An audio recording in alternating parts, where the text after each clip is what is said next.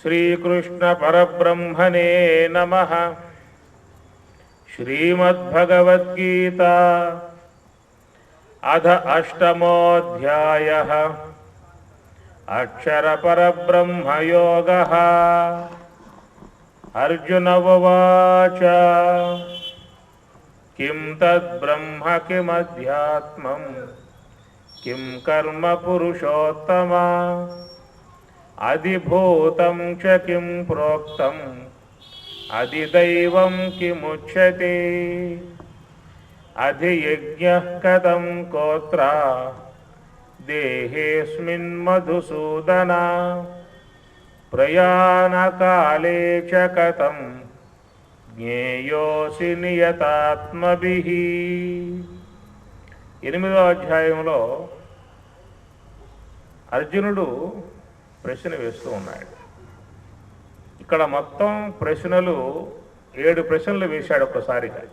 7వ అధ్యాయం 8వ అధ్యాయం అక్షర పరబ్రహ్మ యోగం. కిం తద్బ్రహ్మ కిం అధ్యాత్మం కిం కర్మ పురుషోత్తమ. హే పరమాత్మ పురుషోత్తమ, కర్మ అంటే ఏమిటి, అధ్యాత్మం అంటే ఏమిటి, కిం కర్మ కర్మ అనగా ఏది, అధిభూతం అధిభూతం అనగా ఏది, అధిదైవం అధిదైవం అనగా ఏది, అధియజ్ఞం కథం కహ అత్ర దేహే అస్మిన్ మధుసూదన. ఈ దేహంలో ఉన్నటువంటి అధియజ్ఞుడు అనగా ఎవరు, ప్రయాణకాలే చ కథం జ్ఞేయః అసి నియతాత్మభిః.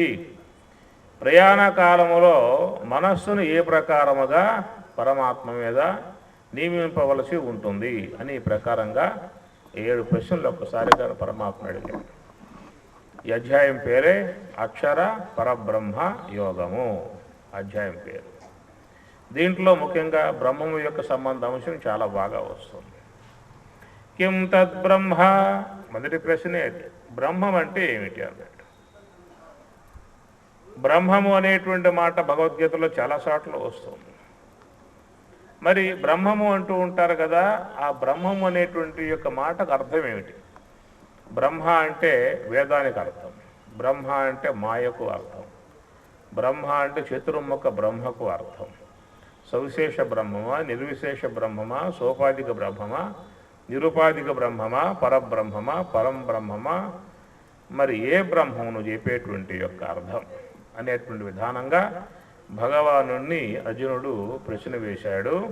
కిం తద్బ్రహ్మ, బ్రహ్మమనగా ఏదనే ప్రశ్నకి పరమాత్మ అంటూ ఉన్నాడు. శ్రీ భగవానువాచ అక్షరం బ్రహ్మ పరమం స్వభావోధ్యాత్మముచ్యతే భూతభావోద్భవకరః విసర్గః విసర్గః కర్మ సంజ్ఞితః అక్షరం బ్రహ్మ పరమం. అక్షరం బ్రహ్మ పరమం, దాన్ని అక్షరము అంటారు, పరమం అంటారు. బ్రహ్మము అంటే ఏమిటండి అసలు? బ్రహ్మము అంటే మరి చతుర్ముఖ బ్రహ్మ కాదు. బ్రహ్మ అని చెప్పినప్పుడు మనకు సత్యలోకంలో ఒక అతను ఉంటాడు, చతుర్ముఖ బ్రహ్మ అంటారు. ఆయనకు కూడా అదే పేరు, బ్రహ్మ అనే మాటే వాడబడుతుంది. మరి ఇక్కడ బ్రహ్మ అంటే భగవంతుడు అని అర్థం. మన ఉపనిషత్తులలో భగవంతునికి మరొక పేరుగా బ్రహ్మ అన్న పదం వాడతారు.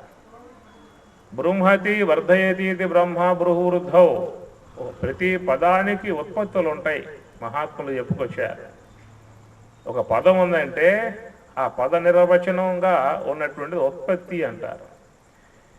బృంహతి వర్ధయతి ఇది బ్రహ్మ బృహవృద్ధౌ, సమస్తమును వృద్ధి పొందింపజేసేటువంటి యొక్క స్వరూపాన్ని బ్రహ్మము అంటారు. ఆ బ్రహ్మమునకు సంబంధించి ఉన్నటువంటి అంశాన్ని బ్రహ్మ విద్య అంటారు. బ్రహ్మ విద్యాయాం యోగశాస్త్రే. కాబట్టి భగవంతుడు అనేటువంటి యొక్క మాటనే బ్రహ్మముగా చెప్తారు. ఈ విశ్వంలో ఉన్నటువంటి మనం ఆరాధించేటువంటి శ్రీమన్నారాయణుడు, పరమశివుడు, అమ్మవారు అనగా జగన్మాత, ఆంజనేయ స్వామి, అయ్యప్ప స్వామి, ఎవరెవరి యొక్క ఇష్టదైవంగా ఉంటుందో వారు దేవత స్వరూపాలని ఆరాధిస్తూ ఉంటారు. కొంతమంది శివుని ఆరాధిస్తారు, విష్ణువుని ఆరాధిస్తారు, అమ్మవారిని ఆరాధిస్తారు, అయ్యప్ప స్వామిని ఆరాధిస్తారు, ఆంజనేయ స్వామిని ఆరాధిస్తారు. లోకంలో ఎవరెవరి యొక్క భక్తిని బట్టి వారు ఆయా దేవతా మూర్తులను ఆరాధిస్తూ ఉంటారు. దీన్ని ఉపాసనా మార్గము అంటారు. ఉపాసనా మార్గము అంటే మనకున్న బాధలు, సమస్యలు, దుఃఖములు, వేదనలు ఇవన్నీ పోగొట్టే విధానం. అలాంటి కామ్య సంబంధ భావాలతో మనము దేవతా మూర్తులను ఆరాధిస్తూ ఉంటాం, దీక్షలను తీసుకుంటూ ఉంటాం. ఆ దీక్షా కాలంలో నియమాలు పాటించి ఆరాధిస్తూ ఉంటాం. దీనివల్ల మోక్షం అనేటువంటిది కాదు, తన జీవితంలో ఉన్నటువంటి సమస్యలు కొన్ని పోయే అవకాశం ఉంటుందన్నమాట. యో యో యాం యాం తనుం భక్తః శ్రద్ధయార్చితుం ఇచ్ఛతి తస్య తస్యాచలాం శ్రద్ధాం తాం ఏవ విదదామ్యహం. గీత మీరు బాగా చదివితే, గీత అర్థమైతే చాలా అంశాలు మీకు గోచరించే అవకాశం ఏర్పడుతుంది. గీత బాగా రావాలి, భగవద్గీత బాగా రావాలి. యో యో యాం యాం తనుం భక్తః, లోకములో ఆయా దేవతలను ఆరాధిస్తూ ఉన్నారు. ఆయా దేవతలని ఆరాధించేటువంటి వారికి ఆయా దేవతల ద్వారా ఆయా ఫలాలు వస్తూ ఉన్నాయి. ఆ వచ్చేటువంటి యొక్క ఫలములు శాశ్వతంగా ఉండవు. అంతవత్తయిమే దేహ, అంతవంత అనగా కాలాంతరములో నశించేవిగా ఉంటాయన్నమాట. అందువల్ల లోకంలో భగవదారాధన చేసేటువంటి వారు సకామ్య భక్తితో చేసేవాళ్ళు ఉంటారు, నిష్కామ్యముగా చేసేవాళ్ళు ఉంటారు. సకామ్యము అంటే ఏదో కోరిక, ఏదో ఇబ్బందులు, సమస్యలు, రోగములు, వ్యాధులు, దుఃఖాలు అనేకంగా మానవుడు కలిగి ఉంటాడు. ఆయా దుఃఖాలు పోగొట్టుకోవటానికి ఆయా దేవతలను ఆరాధన చేస్తూ ఉంటాం. దీన్ని ఉపాసన మార్గము, కర్మ మార్గము అంటారు. కర్మ మార్గం వేరు, జ్ఞాన మార్గం వేరు. చతుర్విధా భజంతే మాం జనా సుకృతినోర్జున ఆర్తో జిజ్ఞాసురర్థార్థి జ్ఞానీ చ భరతర్షభ అంటాడు పరమాత్మ గీతలో. చతుర్విధా భజంతే మాం, ఈ లోకంలో భగవదారాధన చేసేటువంటి వారిలో భగవదారాధన చేసేటువంటి వారు 4 విధాలుగా ఉన్నారు. ఆర్తో, జిజ్ఞాసు, అర్ధార్థి. ఆర్తులు, జిజ్ఞాసువులు, అర్ధార్థులు. 4వ వ్యక్తి జ్ఞానీచ అంటారు, జ్ఞాని. ఆర్తులు అంటే ఆపద వస్తే భగవంతుణ్ణి ఆరాధిస్తారు, సంకటం వస్తే వెంకటరమణ అంటారు, స్వామి వద్దకు పోతారు, మొక్కుంటారు. ఆ మొక్కు అయిపోయిందంటే మళ్ళా మామూలుగా వచ్చేస్తారు. ఈ విధంగా ఆర్తులు. ఆర్తి అంటే దుఃఖం అన్నమాట, బాధ. జీవితంలో అనేక రకాలుగా బాధలు వస్తూ ఉంటాయి. సంసార సాగరం ఘోరం అన్నారు. సంసారం ఉన్నారుగా, సంసారంలో అనేక రకాలుగా మరి బాధలు వస్తూ ఉంటాయి, దుఃఖాలు వస్తూ ఉంటాయి, వేదనలు వస్తూ ఉంటాయి, సమస్యలు వస్తూ ఉంటాయి, రోగాలు వస్తూ ఉంటాయి. అన్నిటి కోసంగా భగవంతుని ఆరాధిస్తూ ఉంటాం. భగవదారాధన ద్వారా ఆ దుఃఖాలు పోగొట్టుకుంటూ ఉంటాం. ఈ విధముగా భగవంతుని సమస్యలను ఉద్దేశించి ఆరాధన చేసేటువంటి దానిని ఏమంటారు? ఆర్తులు. ఆర్తి అన్నారు. దుఃఖముతో వచ్చేటువంటి యొక్క భక్తి. దుఃఖం లేకపోతే మళ్ళీ మామూలుగా అయిపోతారు. దుఃఖం వచ్చిందా అంటే కృష్ణ రామ గోవిందా అంటూ ఉంటారు. ఆర్తో జిజ్ఞాసు అర్ధార్థి. అర్ధార్థులంటే ప్రయోజనాన్ని అపేక్షించి భగవంతుని ఆరాధిస్తూ ఉంటారు. తిరుమల కొండకు పోయాడు. స్వామివారు నమస్కారం అన్నాడు. నాయన ఏమి నీ కోరిక? ఏం లేదు స్వామి, ఒక టికెట్ కొన్నా, ₹1,00,000 బంపర్ ప్రైజ్, అనుగ్రహించండి, నా దారిద్ర్యం తొలగిపోతుందని చెప్పని భగవంతుని ప్రార్థించాడు. మరి వాడు ఏమన్నాడంటే, స్వామి నేను ఊరకే కాదు కానీ 50-50 ₹1,00,000 వచ్చేస్తే 50,000 ఉండిలో నేను వేసేస్తా అని చెప్పి అన్నాడు. మరి ఆ విధంగా వాడు మొక్కున్నాడు. స్వామి అనుగ్రహించారు. వానికి ఫస్ట్ ప్రైజ్ కాకుండా సెకండ్ ప్రైజ్ వచ్చింది, రెండో ప్రైజ్ వచ్చింది, అంటే 50,000 అన్నమాట. మరి 50,000 వచ్చినప్పుడు దాంట్లో సగభాగం మొక్కు ప్రకారంగా స్వామివారి ఉండిలో ఎంత వేయాలి? 25,000 వేయాలి. వాడేమంటాడంటే స్వామివారికి నా మీద నమ్మకం లేక ఆయన డబ్బు ఆయన తీసేసుకుని నా 50,000 లాగించేటట్లు నా 50 నాకు ఇచ్చేసాడు, ఆయన 50 అది తీసేసుకో. అర్ధార్థి ఆర్తో జిజ్ఞాసురర్ధార్థి. ఆ విధంగా భగవంతుడు అనుగ్రహిస్తాడు ఎవరైతే భక్తితో ప్రార్థన చేస్తారో. అప్పుడు ద్రౌపది అమ్మవారి అంత సమస్యలో నిండు సభలో కౌరవులు అమ్మవారిని చక్కగా మరి ఎంత పరాభవం చేశారో చూడండి. ఆ సందర్భంలో ఎవరు ఆదుకున్నారు? పాండవుల అట్లా కూర్చున్నారు, కౌరవుల మిన్నక ఉన్నారు, దాన రవత్ చేశారు. పరమాత్మ అనుగ్రహం ఇట్లా చూస్తే భాగవతంలో భారతంలో అనేక సందర్భాలలో పరమాత్మ ఆదుకోవడం లాంటి విషయం ఉంటుంది. భక్తితో ఎవరైతే భగవంతుని ఆరాధిస్తారో వారిని కాపాడతాడు. ఆ విధముగా భగవద్ ఆరాధన కలిగి, భగవత్ స్మరణ కలిగి, భగవత్ చింతన కలిగి భగవంతుని సేవించేటువంటి వారి యొక్క దుఃఖాలు పరమాత్మ పోగొడతాడు. కాబట్టి ఆర్తో జిజ్ఞాసు అర్ధార్థి. 4వ వ్యక్తి ఎవరో? జ్ఞాని చ భరతర్షభ. జ్ఞాని అన్నారు. ఇప్పుడు జ్ఞానులు, తత్వవేత్తలు, బ్రహ్మవేత్తలు వివేకానంద, రామతీర్థ, తోతాపురి, పరమహంస, యాజ్ఞవల్కి, వశిష్ఠుడు, వ్యాసుడు, సుఖభగవానుడు, మలయాళ స్వాములు, వీళ్ళంతా కూడా బ్రహ్మజ్ఞానులు. వాళ్ళకి మోక్షం అన్నమాట. బ్రహ్మజ్ఞానం వల్ల మోక్షం. బ్రహ్మజ్ఞానం వినా మోక్ష ఇది వేదాంత డిండిమహ. శంకరాచార్యులు అంటారు బ్రహ్మజ్ఞానం వినా మోక్ష. అది కాబట్టి మోక్షం అనేది సంపాదించుకోవాలంటే ఏం కావాలి? బ్రహ్మజ్ఞానం కావాలి. ఆరాధన, భక్తి, ఉపాసన ఇవన్నీ కూడా ఏంటంటే మనకున్న సమస్యలు పరమాత్మ ద్వారా పోగొట్టుకోవటం అవుతుంది. మనం జ్ఞానం పొందాలంటే, మోక్షం పొందాలంటే భగవద్గీత ద్వారానే అట్టి జ్ఞానాన్ని మనం పొందాల్సి ఉంటుంది. మరి ఇక్కడ బ్రహ్మము అని చెప్పి అన్నారు. కిం తద్బ్రహ్మ అని చెప్పి అడిగాడు. అయ్యా బ్రహ్మ అంటే ఏమిటి అనే మాట. అక్షరం బ్రహ్మ పరమం. అక్షరమై ఉన్నటువంటి యొక్క వస్తువు బ్రహ్మము. సమస్త ఉపనిషత్తుల చేత కొనియాడబడేటువంటి యొక్క వస్తువుని బ్రహ్మము అంటారు. 108 ఉపనిషత్తులు, 555 బ్రహ్మసూత్రములు, వివేక చూడమని, మహావాక్య దర్పణం, ఉపదేశ శాస్త్రి, యోగ వాసిష్టం, వేదాంత పంచదశి, నైష్కర్మ్య సిద్ధి ఇవన్నీ మహాత్ములు రాశారు. నైష్కర్మ్య సిద్ధి రాసింది సురేశ్వరాచార్యుల వారు. వేదాంత పంచదశి రాసింది విద్యారణ్య స్వాముల వారు. 32,000 శ్లోకాలతో ఉండే గ్రంథం యోగ వాసిష్టం వశిష్ఠ మహర్షి రామునికి బోధిస్తాడు.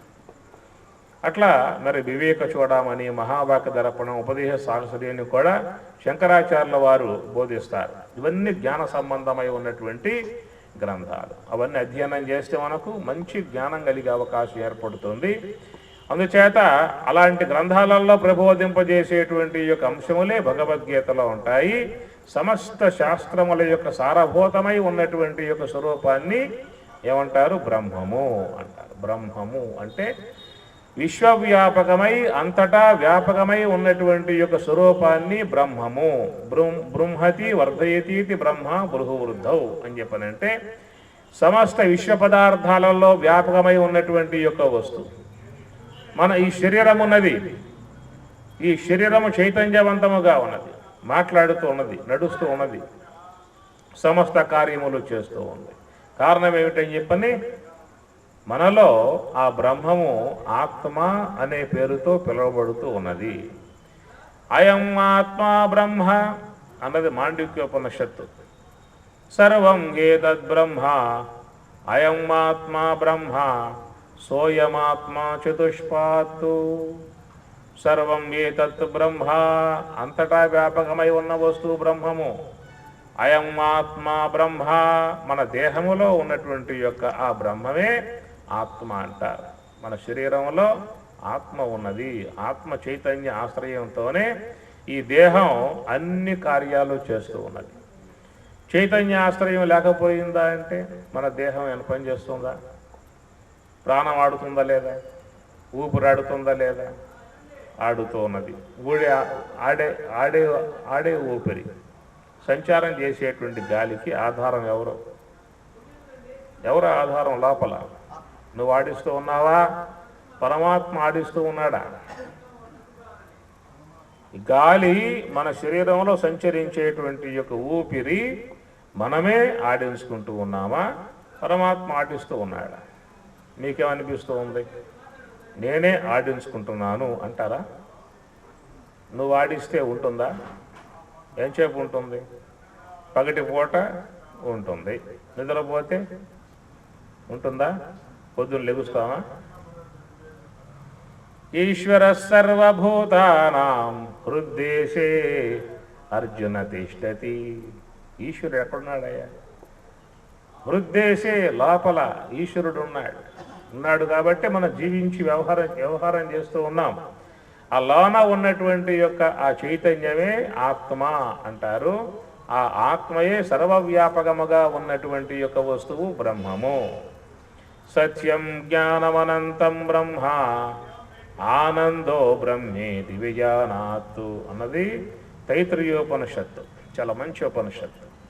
శిక్షావల్లి, భృగువల్లి, ఆనందవల్లులతో ఉండేటువంటి ఉపనిషత్తు తైత్రీయోపనిషత్తు అంటారు. అది శుక్ల యజుర్వేదం. తైత్రీయోపనిషత్తు కృష్ణ యజుర్వేదం. అద్భుతముగా ఉండే గ్రంథం ఉపనిషత్తు, తైత్రీయోపనిషత్తు. దాంట్లో బ్రహ్మము అనేటువంటి విషయాన్ని గురించి చెప్పుకొస్తాడు. సత్యం జ్ఞానం అనంతం బ్రహ్మ ఆనందో బ్రహ్మేతి విజానాత్తు. బ్రహ్మం ఎట్లా ఉంటుందయా అని చెప్పి అడిగాడు. రాముడు ఎట్లా ఉంటాడు చెప్తారా? కోదండపాణి. రాముడు ధనుర్ధారి, సీతా సమేతుడై రాముడు ఉంటాడు. శివుడు ఎట్లా ఉంటాడు చెప్తారా?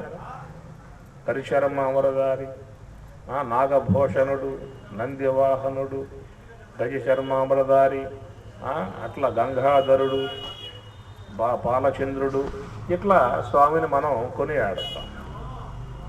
శ్రీమన్నారాయణ ఎట్లా ఉంటాడు?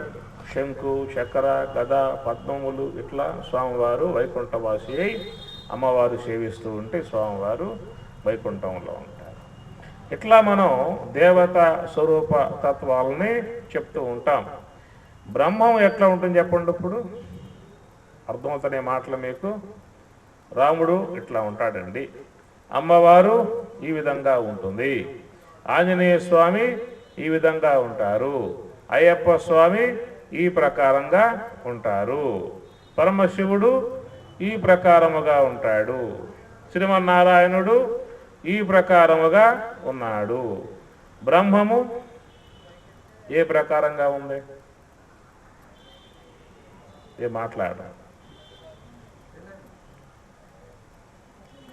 కనుక బ్రహ్మమునకు రూపం లేదు, రూపరహితం.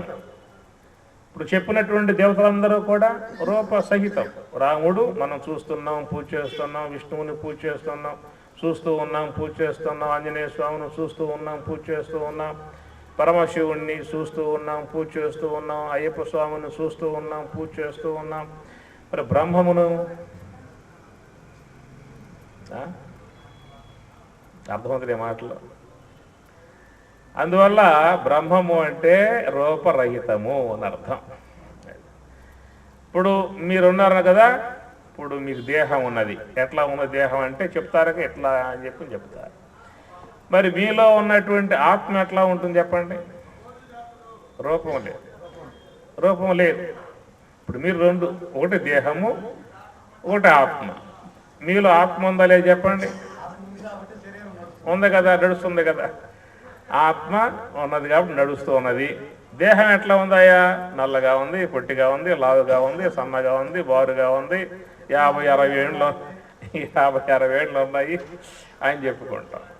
మరి లోన ఉన్నటువంటి యొక్క ఆత్మ ఎట్లా ఉంటుంది చెప్పండి? ఆత్మకు రూపం లేదు. మరి లేదా? ఉన్నది. ఎట్లా ఉంది? రూపరహితమై ఉన్నది అన్నమాట. ఇప్పుడు గాలి ఉందా చెప్పండి, ఎట్లా ఉంది?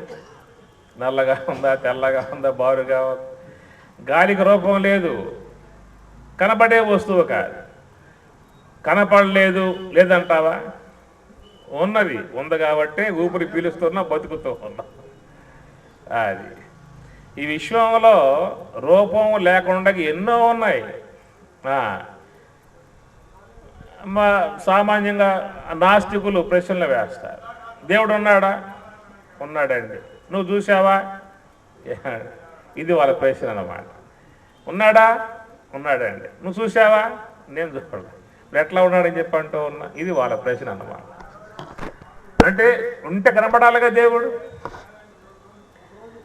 కాబట్టి కనపడటం అని చెప్పానంటే లోకంలో కనపడకుండా ఎన్నో ఉన్నాయి. మన నేత్రాన్ని కనబడేటువంటివి కొన్నే ఉన్నాయి. అన్ని కనబడతాయా? నీలో మనస్సు ఉన్నదా? ఉన్నది. ఇప్పుడు చూసావా? చూడలేదు. మరి లేదంటావా? ఉందిగా. నీలో బుద్ధి ఉన్నదా? ఏమంటారు? లేదంటావా? ఎంతటి వాడైనా ఒప్పుకునే తీరాలి ఈ విషయం కాడ. బుద్ధి ఉందా అంటే ఏమంటారు? నాకు బుద్ధి ఉందండి అంట. మరి నువ్వు చూసావా ఉన్నట్లుగా? ఎప్పుడైనా కనపడలా. ఉన్నది అంతే, లోపల ఉన్నాయి, పనిచేస్తూ ఉన్నది. లేకపోతే నువ్వు చూడలేవు, వినలేవు, తినలేవు, మాట్లాడలేవు, ఏమి లేవు. బుద్ధి లేకపోతే, మనసు లేకపోతే నువ్వేం చేయలేవు. ఈ బయట ఇంద్రియాలు, లోపల ఇంద్రియం. అది కన్ను ఉన్నది, వాడు చూస్తూ ఉన్నాడు. కన్నులు లేవు, వాడు చూస్తల్లా. చెవులు ఉన్నాయి, వింటూ ఉన్నాడు. వాడు చెవులు లేకపోతే వింటం వల్ల. కాబట్టి ఈ బయట ఉన్న ఇంద్రియాలు బయట ఉన్న వాటిలో తెలుసుకుంటూ ఉంటాయి. ఈ లోకంలో ఏవైతే ఉన్నాయో శబ్ద, స్పర్శ, రూప, రస, గంధాలు ఉన్నాయి ఈ లోకంలో. కాబట్టి వాటిను మనం బయట ఉన్న ఇంద్రియాలతో తెలుసుకుంటూ ఉన్నాం. లోన ఉన్న ఇంద్రియం ఏమిటి? మనస్సు. దాన్ని ఏమన్నారు? అంతర ఇంద్రియం అన్నారు. ఇవేమో బాహ్య ఇంద్రియములు, లోన ఉన్నదేమో అంతర ఇంద్రియము, దాని మనస్సు అని చెప్పనంట. అదేం చేస్తూ ఉంటుందయ్యా? సంకల్పాలు చేస్తూ ఉంటుంది. ఎప్పుడు కూడా సంకల్పాలు చేస్తూ ఉంటుంది అన్నమాట. ఈ ప్రకారంగా చూసినట్లయితే లోకములో రూపము లేకుండగా, ఇంద్రియానికి కన్నుకు కనబడకుండగా లోకంలో ఎట్లా అన్నీ ఉన్నాయి. ఎన్నో వస్తువులు ఉన్నాయి. గాలి ఉన్నది, ఆకాశం ఉన్నది, రూపం లేకుండగా. ఏమి రూపరహితముగా గాలి ఉన్నది, ఆకాశం ఉన్నది. శబ్దానికి రూపం ఉందా? స్పర్శకు రూపం ఉన్నదా? గంధానికి రూపం ఉన్నదా? రసానికి రూపం ఉందా? తీపి అన్నారు, రూపం ఉందా? పులుపు రూపం ఉన్నదా? వగరు రూపం ఉన్నదా? రూపం ఉందా? రూపం లేదు. రూపం లేకపోయినా ఏం చేస్తూ ఉన్నాం? అవి ఆయా ఇంద్రియాల ద్వారా తెలుసుకుంటూ ఉన్నాం. రూపరహితమై ఉన్న శబ్దాన్ని చెవితో తెలుసుకుంటూ ఉన్నాం. రూపరహితమై ఉన్న గంధాన్ని ముక్కుతో తెలుసుకుంటూ ఉన్నాం. రూపరహితమై ఉన్న రసాన్ని తీపి అన్నాం, పులుపు అన్నాం, వగరు అన్నాం, చేదు అన్నాం, కారం అన్నాగా. రూపాలు ఏమైనా ఉన్నాయా? తీపి తెల్లగా ఉంటుంది, చేదు నల్లగా ఉంటుంది. ఆ కారం ఏం చెప్తారు చెప్పండి? రూపాలు లేవు, నోట్లో వేస్తే అర్థం అవుతుందని చెప్పానంటే. ఆ ప్రకారంగా మరి రూపరహితమై ఉన్నటువంటి యొక్క ఆ రసాలని నాలుకతో తెలుసుకుంటూ ఉన్నాం. అది గమనించండి. ఇక్కడ రూపరహితమై ఉన్న గంధాన్ని ముక్కుతో గుర్తించాం. రూపరహితమై ఉన్న శబ్దాన్ని చెవితో గుర్తించాం. రూపరహితమై ఉన్న రసాన్ని నాలుకతో గుర్తించాం. రూపరహితమై ఉన్న బ్రహ్మమును జ్ఞానముతో గుర్తించాలి. జ్ఞానాదేవత కైవల్యం అన్నారు. జ్ఞానం ఉంటే భగవత్తత్వం తెలియబడుతుంది. ఇప్పుడు చెవులు లేవు, శబ్దం గోచరిస్తుందా? కాబట్టి ఏ ఇంద్రియం లేకపోతే ఆ విషయం గోచరించదు. అట్లా జ్ఞానం లేకుండా బ్రహ్మమును గుర్తించే అవకాశం లేదు. అందువల్ల బ్రహ్మము అనేటువంటి విషయాన్ని చెబుతూ శాస్త్రంలో ఏం బోధించారంటే సత్యం జ్ఞానం అనంతం బ్రహ్మ ఆనందో బ్రహ్మేతి విజానాతు. సత్యము, జ్ఞానము, అనంతము, ఆనందము, ఈ నాలుగు కూడా ఏ వస్తువు కలిగి ఉంటుందో దాన్ని బ్రహ్మం అన్నారు. అది చూడండి, ఇప్పుడు కలకండ అని చెప్పి అంటాను కదా, కలకండ అర్థమవుతుందా? పటికి బెల్లం అంటారు. సరే, కలకండ ఎట్లా ఉంటుంది చెప్పండి? తెల్లగా ఉంటుంది అన్నారు. కలకండ తెల్లగా ఉందని చెప్పినట్లయితే సున్నం కూడా తెల్లగా ఉందిగా, అదే కలకండ అంటే. ఇట్లా చెప్తే ఏమవుతుందని చెప్పనంటే దానికి అతివ్యాప్తి దోషం అంటారు. అతివ్యాప్తి దోషము, అవ్యాప్తి దోషము, అసంభవ దోషము అని చెప్పని అంటారు. అతివ్యాప్తి దోషం అని చెప్పనంటే ఒక వస్తువు అడిగినప్పుడు ఆ వస్తువు ఎలా ఉంటుంది అని చెప్పన్నప్పుడు ఆ ధర్మాన్ని లక్షణాన్ని చెప్పినప్పుడు ఆ లక్షణం వేరే దాంట్లో కూడా చేరి ఉందనుకో దాన్ని ఏమంటారు? అతివ్యాప్తి దోషం అంటారు. కాబట్టి కలకండ అంటే తెల్లగా ఉంటుంది అని చెప్పి అన్నాం అనుకో, తెల్లగా ఉంది, సున్నం తెల్లగా ఉన్నది, నాపురాలు తెల్లగా ఉన్నాయి, ఇంకా ముగ్గురాళ్ళు తెల్లగా ఉన్నాయి, ఈ పుస్తకం కూడా తెల్లగా ఉంది, ఇది కలకండ అని చెప్పిన అంటావా? దాన్ని ఏమంటారు? అతివ్యాప్తి దోషం అవుతుందన్నమాట. ఇద్దరు అయ్యవార్లు ఓ చెట్టుకాడు కూర్చొని మాట్లాడుకుంటూ ఉన్నారు. గోమాతయ్య ముక్కోడి దేవతలకు అది పూజ్య వస్తువు, దాని ముఖ్యోడి దేవతలు ఆ యొక్క గోమాతలో ఉంటారు. ఆ గోమాతను సేవిస్తే ఎంతో పుణ్యం వస్తుంది, నమస్కారం చేసినా ఎంతో పుణ్యం వస్తుంది అని చెప్పుకుంటూ ఉంటే ఆ దారినే పోయేవాడు వినాడు. అయ్యా, గోమాత అంత పుణ్యం గల ప్రాణ, నమస్కారం చేస్తే అంత పుణ్యం వస్తుందా? నేను నమస్కారం చేసుకుంటాను, మరి గోవు ఎట్లా ఉంటుందని చెప్పమని చెప్పి అడిగాడు. చూపిద్దామా, దగ్గరలో గోమాత లేదు. అప్పుడు వాళ్ళు ఏం చేశారని చెప్పానంటే, అయ్యా 2 కొమ్ములు ఉంటాయిరా, 2 కొమ్ములు ఉన్నదే గోవురా అని చెప్పి అన్నారు. కొమ్ములు ఉన్నాయి, కొమ్ములు ఉంటాయి. అయితే బయలుదేరాడు. వీడు నమస్కారం చేయాలి, ఈ పూట పుణ్యం సంపాదించుకోవాలన్నమాట. వీడు బయలుదేరాడు. పోతూ ఉంటే దారిలో ఒక ప్రాణి జీవి వస్తూ ఉందన్నమాట. చూశాడు, 2 కొమ్ములు ఉన్నాయి. అల్లే చెప్పారు, కొమ్ములో ఉన్నదే గోవు అని చెప్పన్నారు కదా, కొమ్ములో ఉన్నది కాబట్టి ఇది గోవే అని చెప్పి అనుకున్నాడు వాడు. చక్కగా పుణ్యం సంపాదించుకోవాలి, ఈ పూట నమస్కారం చేయాలి, పుణ్యం సంపాదించుకోవాలి. చక్కగా వినమ్రుడై భక్తి ప్రపూర్ణుడై తలకాయ బాగా వచ్చి నమస్కారం బాగా పెడతా ఉన్నాడు అన్నమాట. పెడుతూ ఉంటే అది చూసిందన్నమాట. అదేమిటది అంటే పొటేలు. దాన్ని కొట్టే కొమ్ములు ఉంటాయిగా పొటేలకు కూడా. ఇప్పుడు బాగా వినమ్రుడై బాగా వంగి తలకాయ వంచి నమస్కారం చేస్తూ ఉంటే అది గమనించింది. వీడు నాకేదో పోటీకి వస్తున్నాడు అది అనుకుని కాలు బాగా దువ్వి పోయి అప్పన్న పోటు ఓడిస్తున్నారు. ఇప్పుడు వాడు ఏమైపోయాడు? చివరికి ఆసుపత్రిలో పడ్డాడు. పుణ్యమాడ దేవుడు ఎరుగు పేడపోయాడు. ఇది అతివ్యాప్తి దోషం అన్నమాట. ఒక లక్షణం చెప్పినప్పుడు ఆ లక్షణం మరొక వస్తువులో కూడా చేరి ఉంటే దాన్ని ఏమంటారు? అతివ్యాప్తి దోషం వస్తుందన్నమాట. అందువల్ల కలకండ ఎట్లా ఉంటుంది చెప్పండి. ఇప్పుడు పలుకలుగా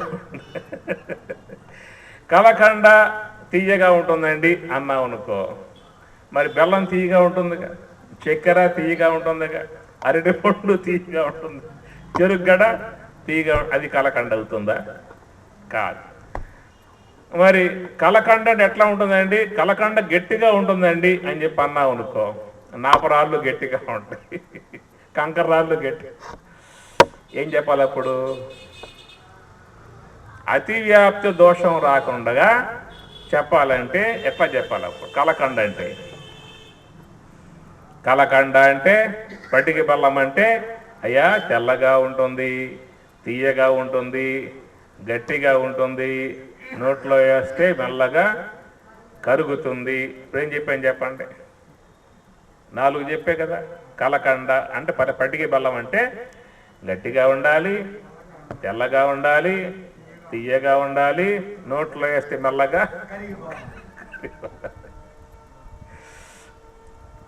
కాబట్టి ఇక్కడ ఏమైందంటే కలకండ గురించి విన్నప్పుడు తత్సంబంధ జ్ఞానం కలుగుతుంది. దాన్ని పరోక్ష జ్ఞానం అంటారు. ఓహో కలకండ అనేటువంటి ఒక వస్తువు ఉన్నదా అని జ్ఞానం కలిగింది వాడికి. ఎట్లా ఉంటుందట? తెల్లగా ఉంటుందట, తియ్యగా ఉంటుందట, గట్టిగా ఉంటుందట, నోట్లో వేస్తే మెల్లగా కరుగుతుందట అని చెప్పని జ్ఞానం కలిగిందిగా వీడికి. కలకండ విషయం జ్ఞానం కలిగిందిగా. మరి ఆ టౌన్ పోయాడు, షాపుకు పోయాడు, అడిగాడు, అయ్యా కలకండ ½ కేజీ ఇవ్వమని చెప్పి అన్నాడు. దాన్ని తీసుకున్నాడు, ఒక మొక్క చూశాడు, తెల్లగా ఉన్నది, ఒత్తాడు, గట్టిగా ఉన్నది, నోట్లో వేసాడు, కరుగుతూ ఉన్నది, సప్పటించాడు, ఎట్లా ఉంది అది. ఇంతకుముందు విన్నాడు, ఇప్పుడు అప్పుడు విన్న జ్ఞానం, ఇప్పుడు అనుభవ జ్ఞానం రెండు అన్నమాట. అట్లా శాస్త్రం చెప్పే మాట కూడా.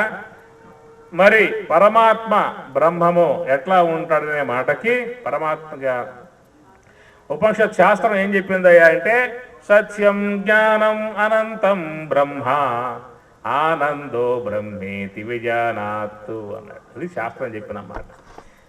పరమాత్మ ఎట్లా ఉంటాడయ్యా? సత్యం జ్ఞానం అనంతం ఆనందం, ఇవి పరమాత్మ స్వరూపత లక్షణాలు.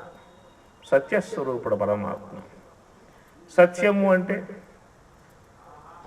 దేశ కాల అవస్థ వస్తుకృత రహిత వస్తువుని సత్య వస్తువు అంటారు. అన్ని కాలాలలో, అన్ని దేశాలలో, అన్ని అవస్థలలో, అన్ని వస్తువులలో ఉండే వస్తువుని సత్యం అంటారు. ఒక కాలములో ఉండి ఒక కాలంలో లేకపోయినా, ఒక దేశములో ఉండి ఇంకో దేశం లేకపోయినా, ఒక అవస్థలో ఉండి ఇంకో అవస్థలో లేకపోయినా అది అసత్య, అది మిథ్యా స్వరూపం అవుతుంది. ఒకప్పుడు ఉన్నది, మరొకప్పుడు లేదు.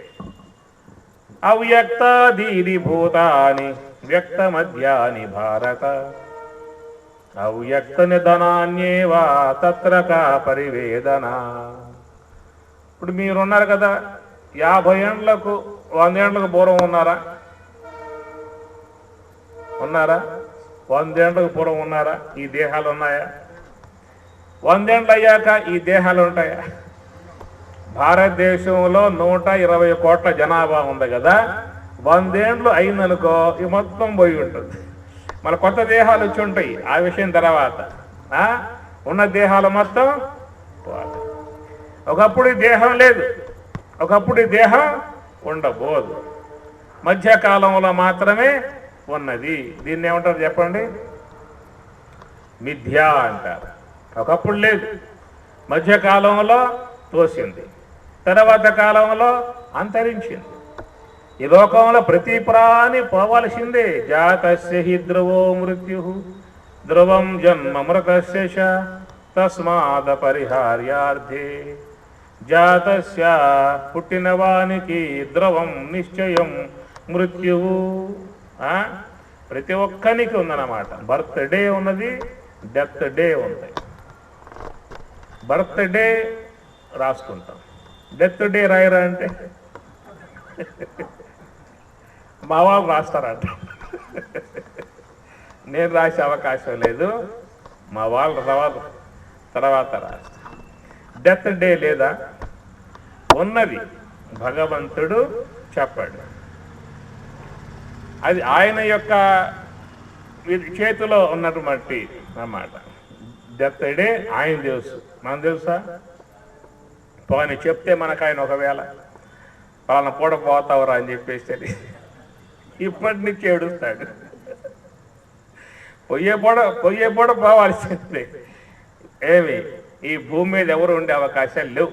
అందరికీ ఉండే ఉద్దేశమే ఉంటుంది. అట్లా ఉంటే అందరూ పోకుండా ఖాళీ ఉంటుందా? ఇట్లా కూర్చున్న అవకాశం ఉండేదా? అందుచేత లోకంలో ప్రతి ప్రాణి కూడా ఏదో పూట చెప్పుకో వెళ్ళిపోవాల్సే ఉంటుంది. అయితే మహాత్ములు బోధిస్తున్నారు, నాయన దేహం అనిత్యము, అశాశ్వతము, క్షణభంగురము, బుద్భుతప్రాయము అన్నారు. బుద్భుతప్రాయం అంటే బుద్భుతం, బుడగ. గాలి ఉంటే బుడగ అన్నాం, గాలి పోతే నీరు, జలం. అట్లా ఈ దేహంలో కూడా గాలి ఉంటే బతుకు, గాలి పోయిందా అంటే శవం. ఏమంటారు? గాలి పోయిన తర్వాత శవం అంతే. పోతుందరా అన్న అనుమానం వస్తే చాలు బయటపడేస్తారు ఆ పని. రే నాయన, ఇల్లు నాదిరా, కష్టపడ్డారా, ఇటుకు పేర్చుకుని కట్టుకున్నారా, కనుక నేను ఇంట్లోనే పోవాలంటాడే పెద్ద ఆయన.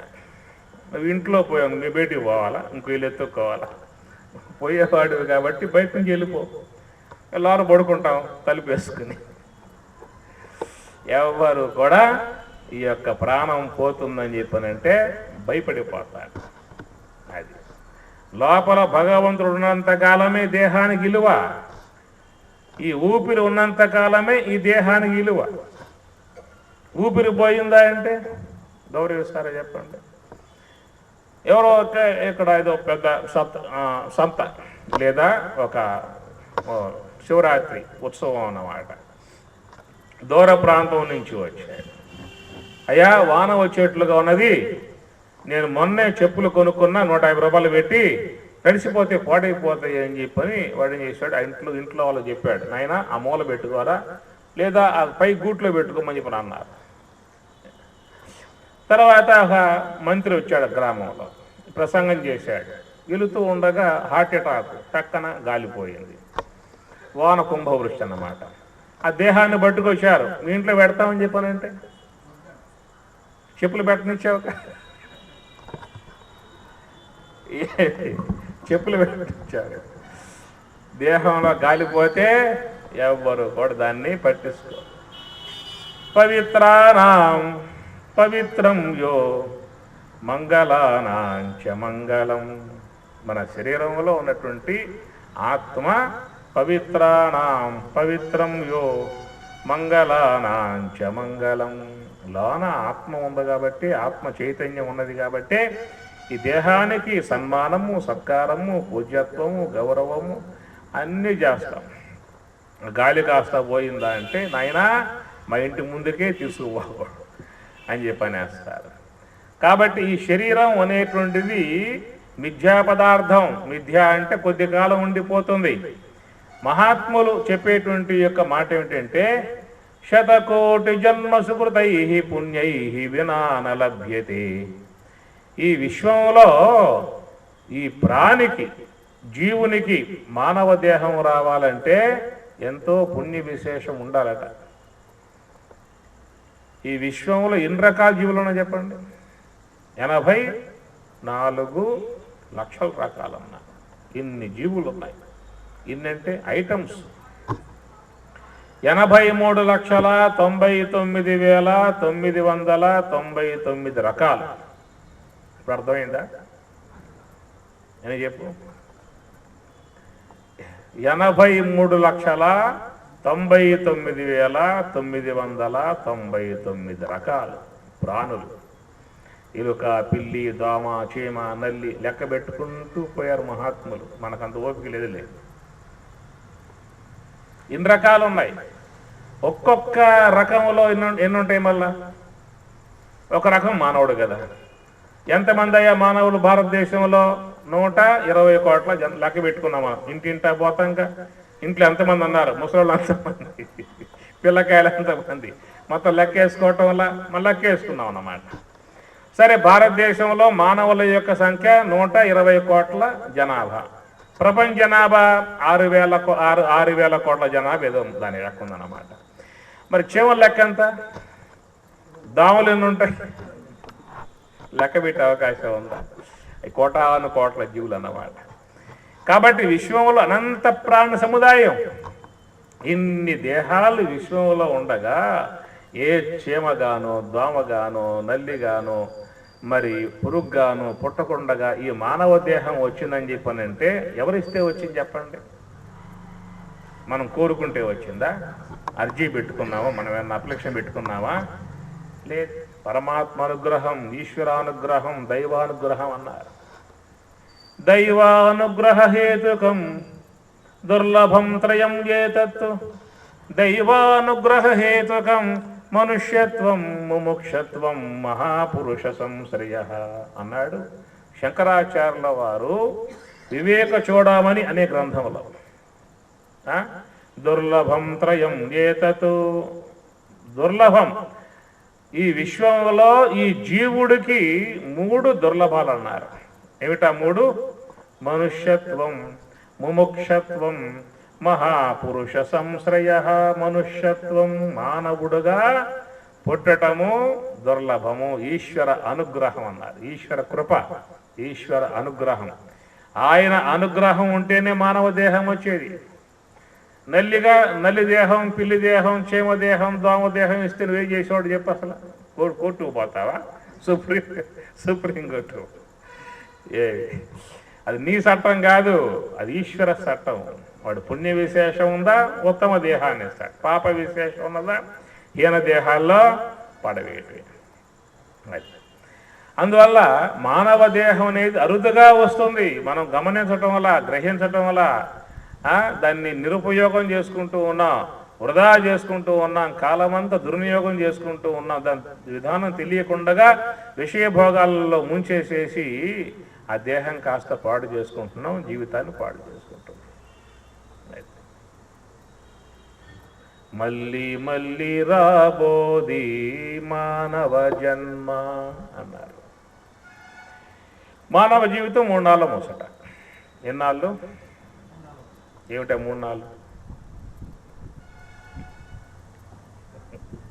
అంటారుగా, చాలామంది మాట వాడుతూ ఉంటారు. ఏముందా మానవ జీవితం? 3 నాళ్ళ ముచ్చట. బాల్యం ఒక ముచ్చట, యవ్వనం ఒక ముచ్చట, వృద్ధాప్యం 3వ ముచ్చట. ఇంకోటి ఉందా? వృద్ధాప్యం తర్వాత ఇంకేముంటే ఉండి ఉపయోగం ఏముంది? పళ్ళు పోయి, చెవులు పోయి, కళ్ళు పోయి, కాళ్ళు పోయి, చేతులు పోయాక ఇంకేముండి లాభం? ఇంకో అవస్థ అదేలా.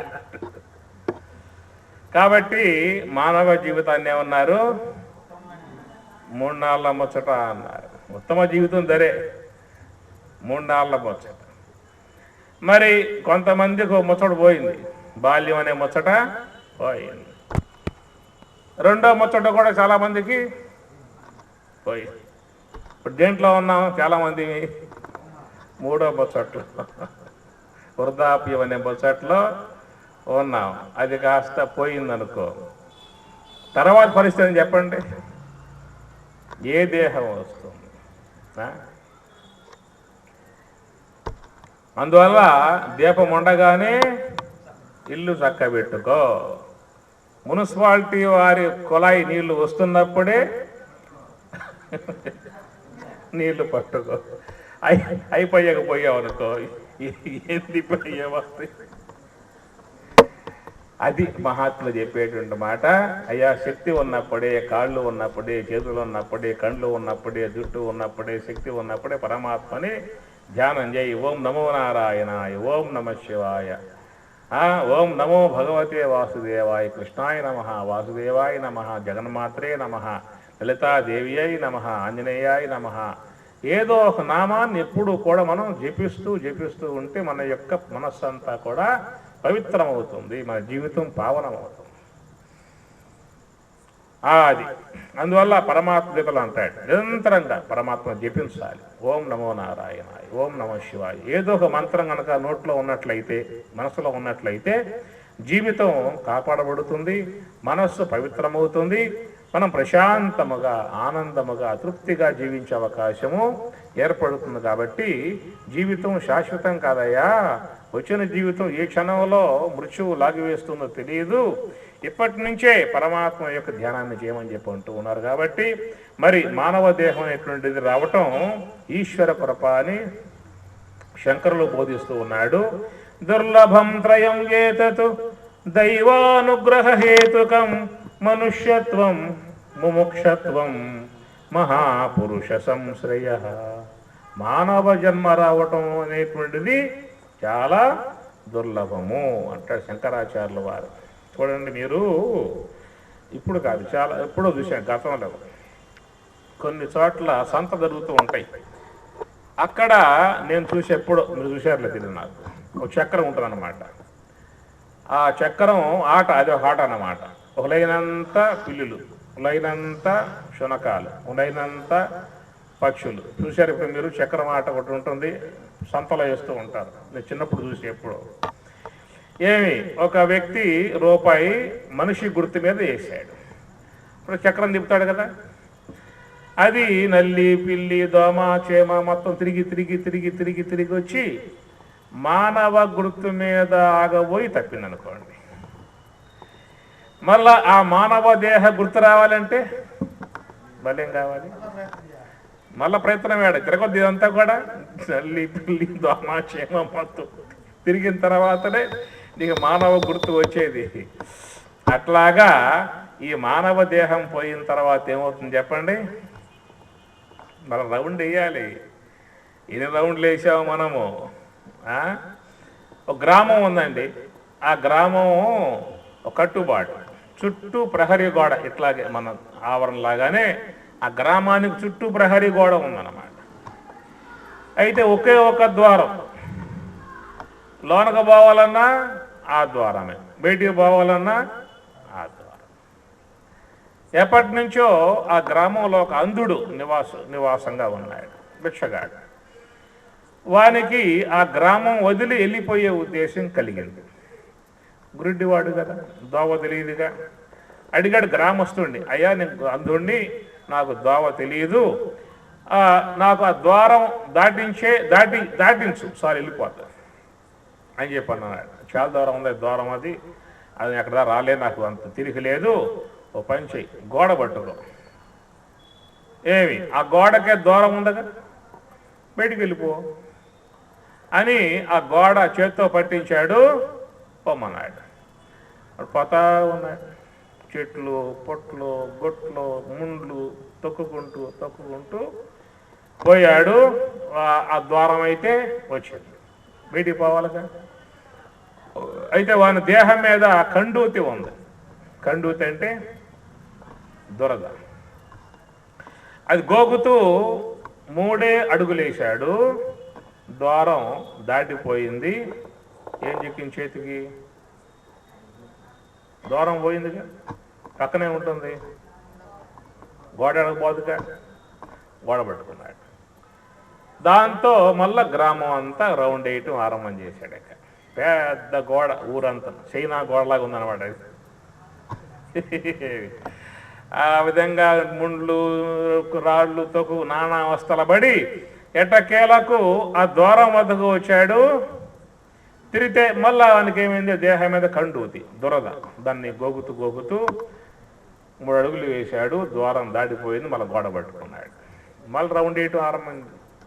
మళ్ళీ తిరిగి వస్తూ ఉన్నాడు, నానా అవస్థలు పడుతూ ఉన్నాడు, తొక్కుతూ ఉన్నాడు, అవస్థలు పడుతూ అనుకున్నాడు, ఎంత పెద్ద గోడ అనుకుంటాడు వాడు. అది ఇక్కడేమైంది? ద్వారం వాడు తెలియట్లే, వాడికి తప్పిపోతుంది ద్వారం, మళ్ళీ గోడ పట్టుకుంటూ ఉన్నాడు.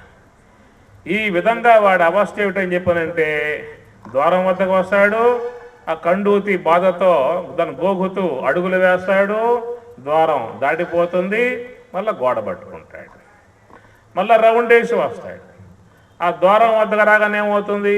మళ్ళీ కండూతి అంటే దురద, దాన్ని గోగుతూ అడుగులు వేశాడు, ద్వారం దాటిపోయింది, గోడ పట్టుకున్నాడు. ఇది వాడి అవస్థ. ఇది ఎవరి కథ చెప్పండి?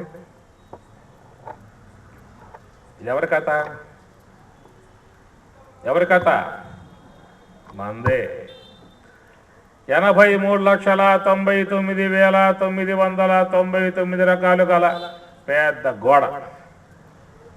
తిరిగి వచ్చాక చీమగా, దోమగా, నల్లిగా, పిల్లిగా, శునకంగా, గార్ధవగా అన్ని అవతారాలు ఎత్తాం. శ్రీ మహావిష్ణువు అయితే 10 అవతారాలే, మన అయితే అనంత కోటి. ఏవి ఈ విధంగా నానా దేహాలు ధరించి నానా అవస్థల పడి ఎట్టకేలకు ద్వారం వద్దకు వచ్చా. ఏదా ఆ ద్వారం అంటే మానవ జన్మయే ద్వారం. ఇది మోక్షద్వారం. మోక్షద్వార కవాట పాటన కరి కాశీపురాధీశ్వరి భిక్షాం దేహి కృపావలంబనకరీ మాతా అన్నపూర్ణేశ్వరి మోక్షద్వార కవాటపాటనకరీ. మానవ జన్మ అంటే మోక్షద్వారం. ఇక్కడ నీకు భగవద్గీత, ఉపనిషత్తులు, బ్రహ్మసూత్రములు, వేదములు, మహాత్ములు, యతీశ్వరులు, సాధువులు, సన్యాసులు, పరివ్రాజకులు, విద్వసత్తములు, విదుషీమణులు, జ్ఞానులు ఎంతమంది ఇక్కడ చెప్పండి. నిన్ను జ్ఞానవంతుడిగా చేయటానికి, మోక్ష మార్గంలో పయనింపజేయటానికి ఎంతమంది మహాత్ములు లేరు ఇక్కడ మనకి భారతదేశంలో. ఎన్ని వేదములు, ఋగ్వేదం, యజుర్వేదం, సామవేదం, భగవద్గీత, ఉపనిషత్తులు, బ్రహ్మసూత్రములు, ఎన్ని గ్రంథాలు మన ముందు ఉన్నాయి చెప్పండి. ఇవన్నీ కూడా మానవుని ఉద్దేశించి ఉన్నాయా, పశువుల కోసంగా, పక్షుల కోసంగా ఉన్నాయి భగవద్గీత శాస్త్రాలు? మానవుని కోసం. ఇప్పుడు మీ ఇంటికాడ మరి పశువులు ఉన్నాయి కదా, అవి పొద్దున్నే లేచి స్నానం చేసి బొట్టు పెట్టుకొని పద్మాసనం వేసి ధ్యానం చేయగా చూశారా? సరే, పశువులు చేయలేదనుకుందాం. శునకాలు ఉన్నాయిగా, పొద్దున్న లేవగానే స్నానం చేసి బొట్టు పెట్టుకొని కాస్త చక్కగా సాపేసుకొని కూర్చొని జపం చేయగా చూశారా? అవకాశం ఎవరికొన్నది? మనకున్నది. వాటికి ఉందా? వాటికి లేదు. మనకైతే ఉన్నది. అవకాశం లేక అవి చేయటం వల్ల, అవకాశం ఉండి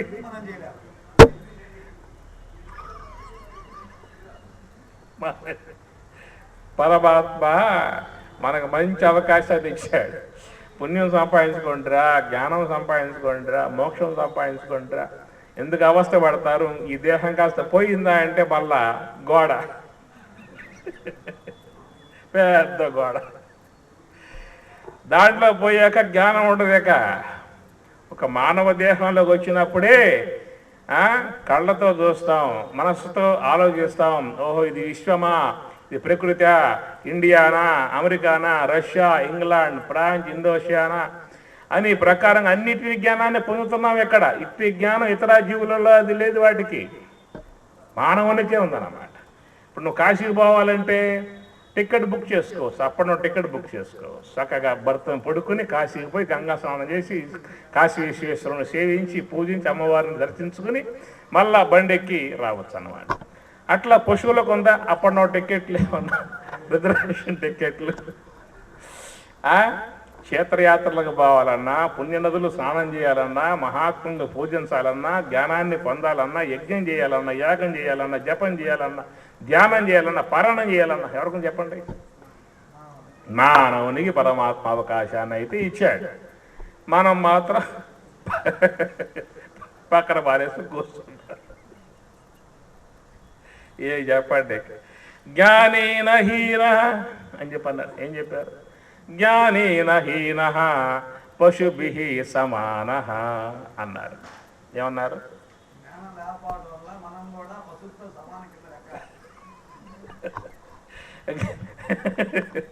జ్ఞానేన హీన. ఉత్తర గీతలో శ్లోకం ఇది.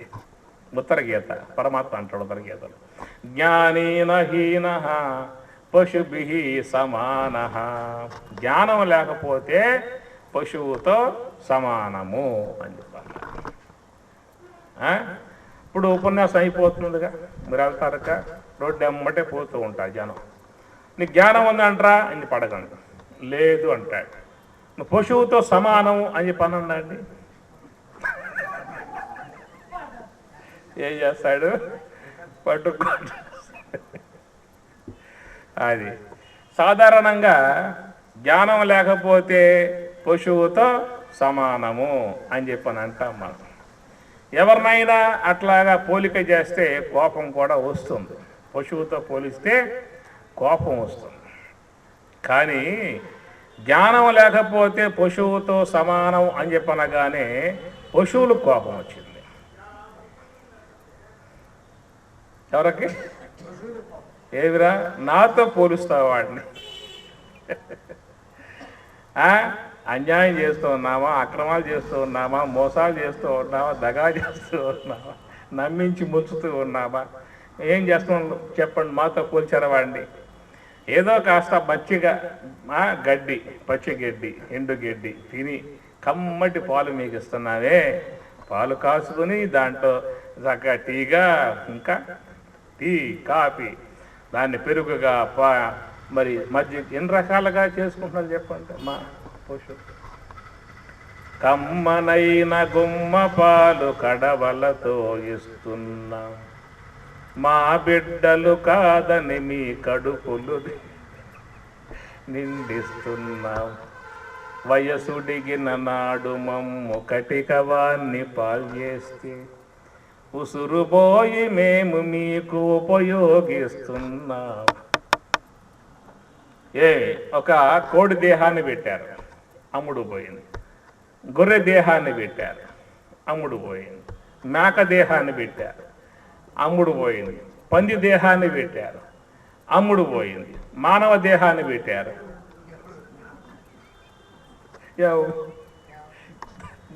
దారుణం పెట్టి వెళ్ళిపోతారే. ఏమయ్యా, జ్ఞానం లేకపోతే మాతో సమానమా? ఎంత ఉపకారం చేస్తాం. దుక్కి దున్నిస్తూ ఉన్నాం, పండ్ల పండిస్తూ ఉన్నాం, బండ్లు లాగుతూ ఉన్నాం. మా దేహము నుంచి వచ్చేటువంటి పేడ వాడుకుంటూ ఉన్నారు, మూత్రం వాడుకుంటూ ఉన్నారు, పాలు తాగుతూ ఉన్నారు, తోడేస్తూ ఉన్నారు, పెరుగు తింటూ ఉన్నారు, చిలుకుతూ ఉన్నారు, మజ్జిగ తాగుతూ ఉన్నారు. వెన్న వస్తే దేహానికి పూసుకుని నిగరగలాడుతూ ఉన్నారు. వెన్న కాసి నెయ్యగా చేసుకొని యజ్ఞములలో వ్రేలిసి స్వర్గానికి పోతూ ఉన్నారు. ఏం వేస్తారు యజ్ఞంలో? ఏం వేస్తారు యజ్ఞంలో? యజ్ఞంలో ఏం వేస్తారు? నెయ్యి వేస్తారు కదా, ఆవు నెయ్యి. యజ్ఞంలో ఇంద్రాయ స్వాహ అని చెప్పి అంటారు కదా. మరి మా యొక్క నెయ్యి వాడుకొని యజ్ఞంలో వ్రేలిసి స్వర్గానికి పోతూ ఉన్నారు. ఇహంలో సుఖపడే, స్వర్గంలో సుఖపడే. ఇన్ని విధాయకాలుగా మేము జీవితం అంతా కూడా మీకోసం దారపోసి ఉపయోగంగా జీవిస్తూ ఉంటే, జ్ఞానం లేకపోతే మాతో పోలుస్తారా? అంటాయి అనవు చెప్పండి. అర్థమైందా? ఏమర్థమైంది? జ్ఞానేన హీన పశుభి సమాన. పశువుతో పోల్చొచ్చా? పశువు యొక్క దేహం నుంచి వచ్చే అన్నీ వాడుకుంటూ ఉన్నారే, మరి మానవ దేహం నుంచి వచ్చే ఏం వాడుకుంటున్నాను నువ్వు? కాబట్టి మానవ జన్మ తెలుసుకుంటే సర్వోత్తమం. తెలుసుకోకపోయాడా అంటే అన్ని జీవుల కంటే మహా నికృష్టమే.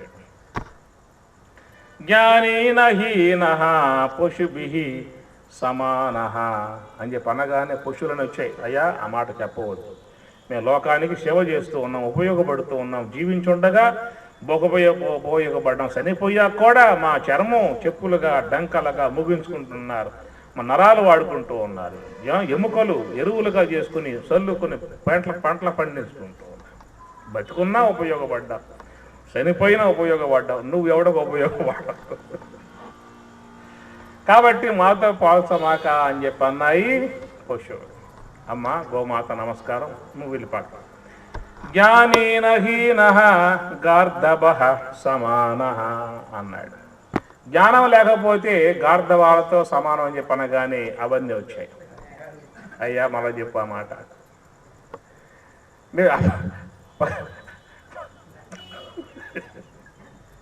అపకారం చేశావా? అన్యాయం చేసి మోసం చేశావా? దగా చేశావా? 100 రూపాయలు 100 రూపాయలకి 10 రూపాయలు వడ్డీ, 20 రూపాయలు వడ్డీ, చక్కెర వడ్డీ తీపి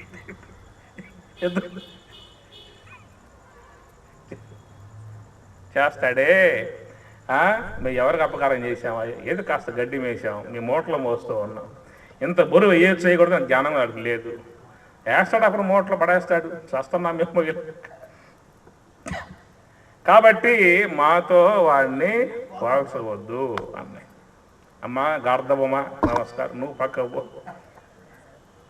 జ్ఞానేన హీన శునక సమాన. జ్ఞానం లేకపోతే శునకాలతో సమానం. అవన్నీ వచ్చేసాయి. మళ్ళీ చెప్పయ్యా, మాతో సమానం.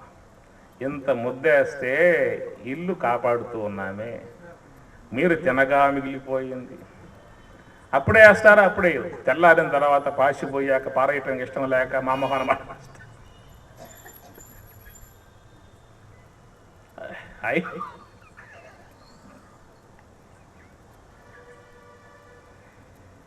చెప్పండి ధర్మం మీద అంత విశ్వాసముతో గృహాన్ని కాపాడుతూ ఉన్నాం, యజమానిని కాపాడుతూ ఉన్నాం, మీ బిడ్డలను, మీ మనవళ్ళను, మీ మనవరాళ్లను, మీ భార్యను, కుటుంబాన్ని, సంపదలను అన్నీ కాపాడుతూ ఉన్నామే, విశ్వాసముతో ఉన్నామే. ఆ విశ్వాసం మీకు అసలు ఉందా? మానవుడికి మానవుడు తిన్నింటి వాసాలు లెక్క పెట్టేవాడు, తిన్నింటి వాసాలనే లెక్క పెట్టేవాడు. ఒక అమ్మగారు ఒక అమ్మకి భిక్ష చేసింది. భోజనం అతిథేవో భవ ఉండగా పాపం ఆయనకి గారెలు, పకోడా, అరిసెలు, బజ్జీలు, గిజ్జీలు, కూరలు అన్నీ చేసి ఇస్తారు నిండా పెట్టిందన్నమాట. వాడు చూశాడు, చాలా ఉన్నాయి పదార్థాలు అని చెప్పి అనుకున్నాడు. తినటం గంటన్న పడుతుంది. ఈ లోపల ఏం చేశాడు, పై అమ్మ చూశాడు, తింటూనే ఉన్నాడు. అడ్డవాసాలు ఎన్ని ఉన్నాయి, నీళ్ళు వాసాలు ఎన్ని ఉన్నాయి మొత్తం లెక్కేసుకున్నాడు. పోయి కోర్టులో దావా వేశాడు. ఇల్లు నాది, లెక్క పెట్టిన కావాలంటే అడ్డవాసాలు ఇన్ని నీళ్ళు. అందుచేత లోకంలో ఉన్నదే అన్ని జీవులు ధర్మంగా జీవిస్తూ ఉన్నాయి. ధర్మం తప్పి జీవించే ఎవరయ్యా అంటే లోకంలో ఒక్క మానవుడు. భగవంతుని యొక్క అవతారం ఎవరి కోసంగా వచ్చింది? మానవుని కోసంగానే. కాబట్టి లోకంలో పశుత్వంతో జీవిస్తుంది, మృగం మృగత్వంతో జీవిస్తుంది, పక్షి పక్షత్వంతో జీవిస్తుంది, వృక్షం వృక్షత్వంతో జీవిస్తుంది, మానవుడు మానవత్వంతో జీవిస్తున్నాడు. మృగం మృగత్వంతో జీవిస్తుంది, పశుత్వంతో జీవిస్తుంది, పక్షి పక్షత్వంతో జీవిస్తుంది. అన్ని తన స్వభావాలతో జీవిస్తూ ఉన్నాయి. మానవుడు తన మానవత్వంతో కనుక జీవించినట్లయితే మనకి ఈ లోకంలో కోర్టులు అవసరమా, పోలీస్ స్టేషన్లు అవసరమా, సైనికులు అవసరమా, ఎన్ని అవసరమా చెప్పండి. మనిషిగా గౌరవించుకుంటూ సాటి మనిషిని సగౌరవంగా చూసే విధానం ఉండగలిగినట్లయితే మనకి నాడు ఎంత సమాజం అంతా కూడా శాంతిగా, ఆనందముగా, ప్రశాంతముగా ఉండేటువంటి యొక్క విధానం ఏర్పడుతుంది. అందుచేత ఈ మానవ జన్మ ఉన్నదే సర్వోన్నతము అని చెప్పి అన్నారు. అందుచేత మానవ జన్మలో జ్ఞానం పొందే అవకాశం, మోక్షం పొందే అవకాశం, పుణ్యం సంపాదించుకునే అవకాశం అన్ని విధాలా ఉన్నాయన్నమాట. మానవ జీవితంలో మనకున్నటువంటి యొక్క సంపదలు 3 ఉన్నాయి. ఏమి మనం చెప్పుకుంటూ ఉంటాం, ఈ ప్లాట్లు మొత్తం నావి, ఈ భూమి మొత్తం నాది, ఈ 10 ఇండ్లు నావి, ఈ షాపులు మొత్తం నావి చెప్పు లెక్కేసుకుంటూ ఉంటాం. కనుక నా సంపద అనేదిగా చెప్పుకోవాల్సి వస్తే 3 ఉన్నాయి. అవి పుణ్యము, జ్ఞానము, పాపము అన్నమాట. మనం ఏదో ఒక పూట ఈ దేహం వదిలిపోవాల్సి ఉంటుంది. ఆ వదిలిపోయేటువంటి యొక్క రోజున మనం ఏం పట్టుకుపోతాం చెప్పండి? ఏం పట్టుకుపోతాం? ఈ లోకములో భౌతికంగా దేహ సంబంధమై ఉన్నటువంటి యొక్క వస్తువులు ఏవైతే ఉన్నాయో ఏమీ కూడా మనమ్మటే వచ్చే అవకాశాలే లేవు. మొత్తం ఇక్కడ పెట్టిపోవాల్సిందే అన్నమాట. ఏదైనా పట్టుకుపోయే అవకాశం ఉన్నదని చెప్పనంటే పుణ్యం సంపాదించుకున్నావా, అది మనమ్మటే వస్తుంది. జ్ఞానం సంపాదించుకున్నామా, అది మనమ్మటే వస్తుంది. పాపం సంపాదించుకున్నామా, ఎవరెమ్మటే వస్తుంది? అది మన యొక్క ఓన్ ప్రాపర్టీ, మన యొక్క సంపద అన్నమాట. కాబట్టి ఈ యొక్క జన్మ ఉన్నదే దుర్లభం త్రయం ఏతతో దైవానుగ్రహ హేతుకం మనుష్యత్వం ముముక్షత్వం మహాపురుష సంశ్రయ. శంకరాచార్యుల వారు అంటాడు, మంచి మాట ఇది. మరి మానవ జన్మ రావటం అట చాలా అది పుణ్య విశేషము, అది ఈశ్వర కృప, దైవానుగ్రహము అని చెప్పి అంటూ ఉన్నాడు. అలాంటి యొక్క మానవ దేహం పొందినటువంటి యొక్క దాంట్లో రెండవది ఏమిటయ్యా అంటే జిజ్ఞాస, ముముక్షత్వము అంటారు. ముముక్షత్వం అంటే మోక్షాపేక్ష. మోక్షాన్ని పొందాలి, జ్ఞానాన్ని పొందాలి, ఆత్మైక సిద్ధిని పొందాలి, జన్మరాహిత్యం చేసుకోవాలి అనేటువంటి విధానంగా కలిగేటువంటి యొక్క ముముక్షత్వము రావటం అట అది రెండవ విశేషము అని చెప్పి అన్నాడు. మోక్షాపేక్ష, దాని జిజ్ఞాస అని చెప్పి అంటారు. ఆ విధముగా జిజ్ఞాస కలిగి ఉన్నటువంటి వారికి, మోక్షాన్ని పొందేటువంటి యొక్క ఉద్దేశం గల వాళ్ళకు సరైనటువంటి యొక్క మార్గాన్ని ప్రబోధింపజేసేటువంటి గురువు లభించడం కూడా మరొక విశేషం అన్నాడు. ముముక్షత్వం మహాపురుష సంశ్రయ. మహాపురుష అంటే సత్యజ్ఞానాన్ని ప్రబోధింపజేసే గురువు లభించటం అన్నదే అది చాలా గొప్ప విశేషం. ఎంతోమంది ఉన్నారు గురువుల లోకంలో, వాళ్ళలో చాలామంది కూడా యథార్థాన్ని బోధించకుండా అపమార్గంలో లాక్కుపోయేటువంటి గురువుల లోకంలో ఉంటారు. అలాంటి వాళ్ళ వల్ల ఏమవుతుంది, మనం పతనమైపోతాం అని చెప్పి అంటారు. అవిద్యాయాం అంతరే వర్తమానాః స్వయం ధీరాః పండితం మన్యమానాః దంద్రమ్యమానాః పర్యంతి మూఢా అంధేనైవ నీయమానా యథాంధః అన్నది మండుకోపనిషత్తు. అందుచేత సరైనటువంటి గురువు ఉపనిషత్తులు, భగవద్గీత, బ్రహ్మసూత్రముల యొక్క విషయాన్ని బాగా చక్కగా అర్థమయ్యేట్లుగా చెప్పుకొచ్చి సత్య మార్గాన్ని ప్రబోధింపజేసి ఆ మార్గంలో తీసుకుపోయేటువంటి గురువులు లభించటం ఉన్నదే అది చాలా గొప్ప విశేషము అని చెప్పని అంటారు. గురువులు తమకును లోబడు తెరువులు చెప్పెదరు గాని విష్ణు పదవి కిందెరువులు చెప్పరు బరువులు పెట్టంగనేల బాలకులార. గురువులు తమకును లోబడు తెరువులు చెప్పెదరుగా అంటాడు భాగవతంలో 7వ స్కందంలో ప్రహ్లాదుడు. అందుచేత సరైనటువంటి యొక్క మార్గాన్ని భగవద్గీత, ఉపనిషత్తుల యొక్క మార్గం ప్రబోధింపజేసి గురువు లభించడము జీవితంలో గొప్ప అదృష్టంగా చెప్పుకోవచ్చు శంకరాచార్యుల వారు. కాబట్టి ఈ మానవ జన్మ అనబడేటువంటి దానిని పవిత్రము చేసుకోవటం అని చెప్పనంటే బ్రహ్మజ్ఞానం వినా మోక్ష అని చెప్పని అంటారు. కాబట్టి బ్రహ్మము అని చెప్పనంటే సత్యం, జ్ఞానం, అనంతం, ఆనందం అన్నారు. ఇక్కడ కిం తద్బ్రహ్మ అన్నటువంటి యొక్క ప్రశ్నకు జవాబు చెప్పుకుంటూ ఉన్నాం మనం. సత్యం, జ్ఞానం ఏమిటయ్యా బ్రహ్మము అని చెప్పనంటే సత్యం, సత్యస్వరూపము. అన్ని కాలములలో, అన్ని అవస్థలలో, అన్ని దేశాలలో అంతటా సర్వే సర్వత్రా వ్యాపకమై ఉన్నటువంటి యొక్క స్వరూపాన్ని సత్యస్వరూపం అంటారు. రెండవది జ్ఞానస్వరూపము, మూడవది ప్రకాశస్వరూపము. సత్యం, జ్ఞానం, అనంతం, సర్వవ్యాపకము. నాలుగవది ఏమిటి, ఆనందో బ్రహ్మేతి విజానాతు. ఆనందమే బ్రహ్మము యొక్క స్వరూపము అని చెప్పని అంటారు. బ్రహ్మం ఎట్లా ఉంటుందయ్యా? బెల్లం ఎట్లా ఉంటుంది చెప్పండి? బెల్లం ఎట్లా ఉంటుంది? తీయగా ఉంటుంది. బ్రహ్మం ఎట్లా ఉంటుంది? ఆనందమై ఉంటుంది. ఆనందము అంటే బ్రహ్మమే చెప్పింది శాస్త్రం. ఆనందమయోభ్యాసాత్ అంది బ్రహ్మసూత్రం. ఆనందమయ, బ్రహ్మము అంటే ఆనందమయ అంటారు. లోకములో నాకు ఆనందం వద్దు అనేవాళ్ళు ఉన్నారా? నాకు దుఃఖం కావాలి అంటారా? ఎవరు కోరరు. ప్రతి ఒక్క వ్యక్తి జీవితంలో ఆనందాన్నే అపేక్షించి ప్రతి కార్యమును చేస్తూ ఉన్నాడు. డబ్బు సంపాదించుకుంటే ఆనందంగా ఉంటా, గృహం కట్టుకుంటే ఆనందంగా ఉంటా, ఏసీ రూమ్ పెట్టుకుంటే ఆనందంగా ఉంటా. ఇట్లాగా లోకంలో ప్రతి ఒక్క వ్యక్తి కూడా ప్రపంచ వస్తువులను అపేక్షిస్తూ ఉన్నాడు. ఆ ప్రపంచ వస్తువుల ద్వారా ఏం కోరుకుంటూ ఉన్నాడు? ఆనందాన్ని కోరుకుంటూ ఉన్నాడు. అది ఉంటే ఆనందం, ఇది ఉంటే ఆనందం, అది సంపాదిస్తే ఆనందం, ఇది భోగిస్తే ఆనందం అని చెప్పి అంటూ ఉంటాడు. జీవితంలో ప్రతి మనిషి కూడా ఆనందాన్నే అపేక్షించి ఉన్నాడు. అంటే అర్థం ఏమిటి? భగవంతుని కోరుకుంటూ ఉన్నాడు. ఎవరైతే జీవితంలో ఆనందాన్ని అపేక్షించిన వాళ్ళై ఉన్నారో వారల్లా కూడా ఏం కోరుకుంటూ ఉన్నారు? అర్థమైందా? భగవంతుని కోరుకుంటూ ఉన్నారు. ఎక్కడుందా ఈ ఆనందం? షాపుల్లో ఉంటుందా? శాంతాకారం భుజగశయనం పద్మనాభం సురేశం. శాంతాకారం పరమాత్మ అంటే శాంతాకారం, ఆనంద ఆకారం. పరమాత్మ స్వరూపత లక్షణములు శాంతము, ఆనందము, సుఖము, ప్రశాంతత అన్నీ కూడా బ్రహ్మమునందే ఉన్నాయి.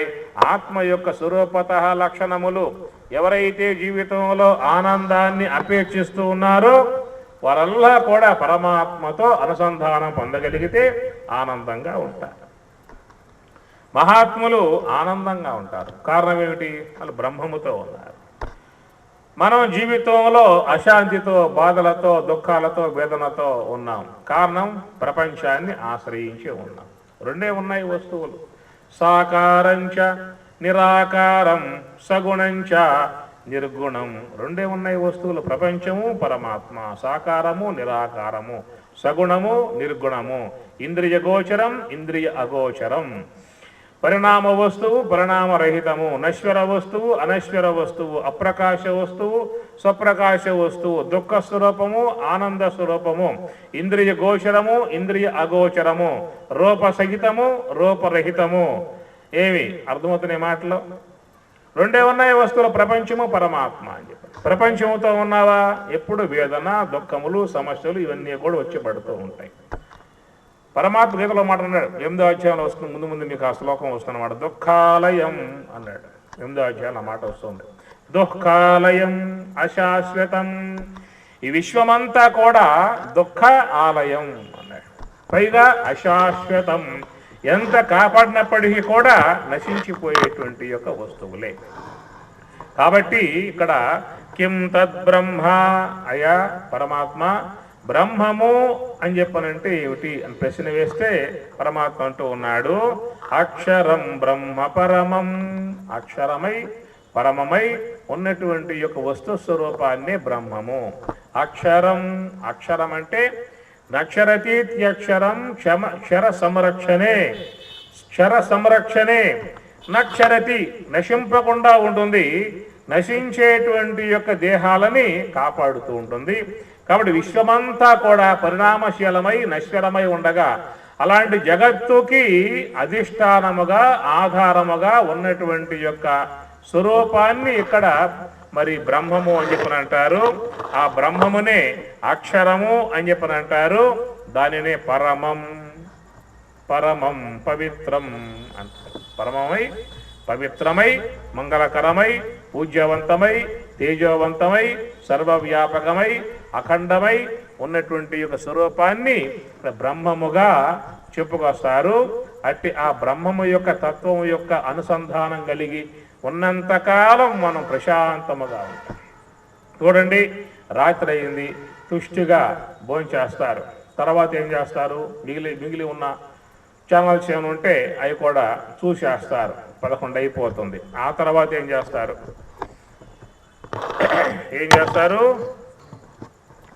నిద్రకి ఉపక్రమిస్తారు. నిద్రపోతే అక్కడేముందండి? మేలుకునుంటే చూడవచ్చు, వినవచ్చు, తినవచ్చు, కనవచ్చు, అన్నీ చేసుకోవచ్చు. ఆడకపోతే అక్కడే ఉన్నాయి, అక్కడే లేవు కదా, బయట ఉన్నాయి అన్నీ కూడా. లోనక పోవడం వల్ల కారణం ఏమిటి? లోనికి పోతేనే ఆనందం. ఆత్మ లోపల ఉందా, బయట ఉందా? కాబట్టి నువ్వు ఏం చేశావు? ఇంద్రియాలని పక్కన పెట్టేశావు, మనస్సుని పక్కన పెట్టేశావు. ఏమి?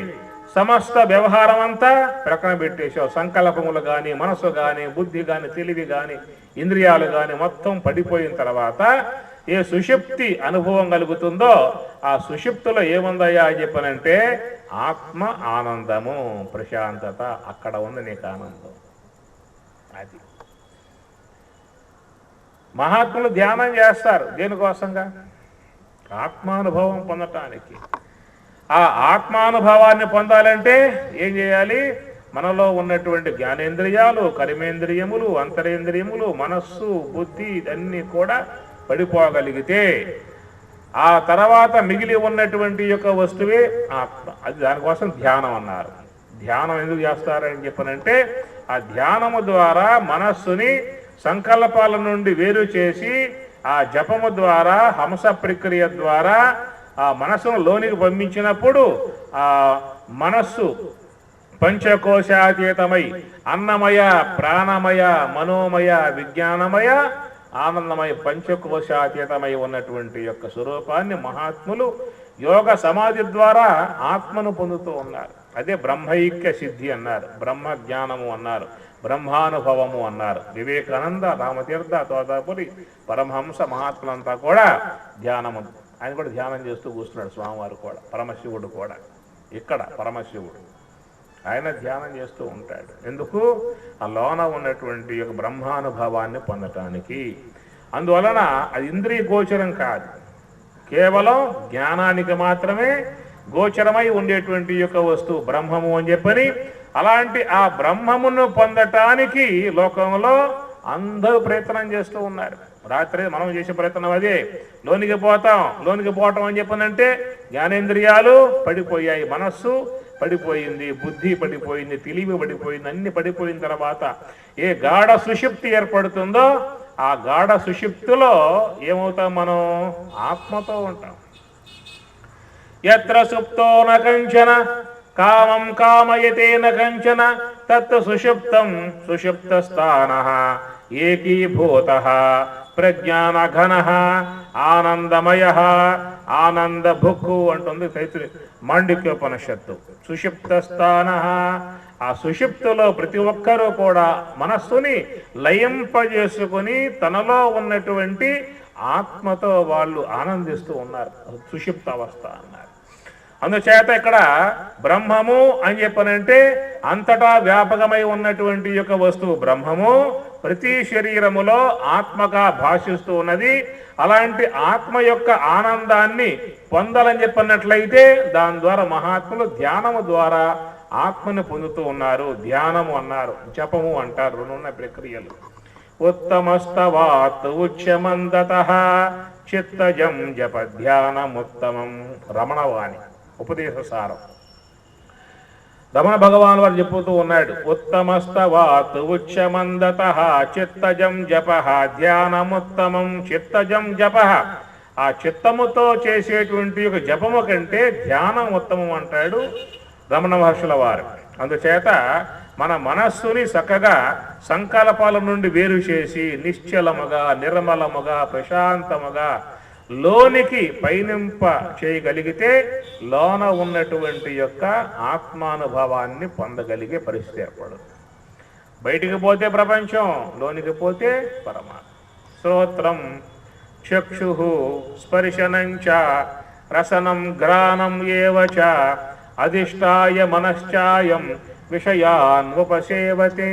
మనం చేస్తున్న పనిది శ్రోత్రము ద్వారా, నేత్రము ద్వారా, గ్రానము ద్వారా, జిహ్వ ద్వారా, త్వగేంద్రియం ద్వారా బయటికి పోతూ ఉన్నాం. ఈ బయట ప్రపంచంలో ఉన్నటువంటి శబ్ద, స్పర్శ, రూప, రసగంధాలని ఆస్వాదిస్తూ ఉన్నాం. ఇది మనం చేస్తున్నటువంటి పని. నిత్య జీవితంలో ప్రతి మానవుడు కూడా లేచినప్పటి నుంచి పడుకోబోయేదాకా, పుట్టినప్పటి నుంచి మరణ పర్యంతం వరకు మనం చేస్తున్న పని ఏమిటయ్యా అని చెప్పనంటే ఇంద్రియాలతో సంబంధం పడుతూ ఉన్నాము. నేత్రేంద్రియ సంబంధంతో దృశ్యాలు, శ్రోత్రేంద్రియ సంబంధముతో శబ్దాలు, గ్రానేంద్రియ సంబంధముతో గంధాలు, జిహ్వేంద్రియ సంబంధముతో రసములు.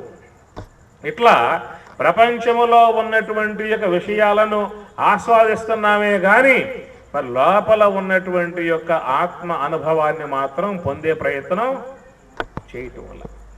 కానీ మనం కోరేదేమిటి? ఆనందం కోరుకుంటూ ఉన్నాం. ఏమి? ఆనందాన్ని అపేక్షించే ప్రతి విషయంలో ప్రవేశిస్తూ ఉన్నాం. ఆనందం కోసం పోతున్నామా, దుఃఖం కోసం పోతూ ఉన్నామా? ఏమి? ఎవరైనా జీవితం దుఃఖాన్ని అపేక్షించే వాళ్ళు ఉన్నారా? నాకు దుఃఖం కావాలి అంటారా? ఏమంటారు?